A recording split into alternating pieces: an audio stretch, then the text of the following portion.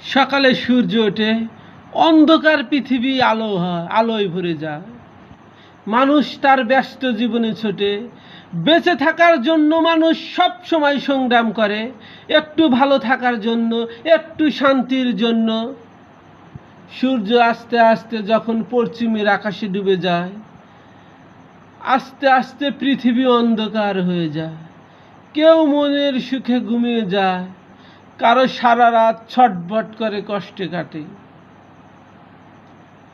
কারো বিরহে, কারো যন্ত্রণা, কারো ঋণের অভাবে, কেউ বা শান্তির নীড়ে ঘুমায়। বিভিন্ন রকমের মানুষ, বিভিন্ন রকমের টেনশন, চিন্তা, বিভিন্ন রকমের স্বপ্ন, আশা, বিভিন্ন রকমের সুখ। কিন্তু আমি কোন সুখে আছি? আমার হৃদয়টা কেন হাহাকার করে? কেন কষ্টের পৃথিবী আমাকে গ্রাস করে নিতে চায়? আমি তো সুখের পিছনে ছুটতে ছুটতে আজ কষ্টের পৃথিবী আমাকে ধরে ফেলেছে। সুখ কোথায়? সুখ কি?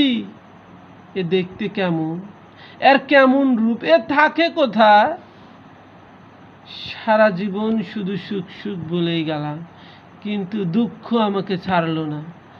আজ বুঝি সুখ আমার কাছে দূর নক্ষত্র তারার মতো, যা শুধু মাটি থেকে দেখা যায় কোটি কোটি লক্ষ লক্ষ মাইল উপরে, আর কষ্টর বসবাস আমার হৃদয়ের মাঝে।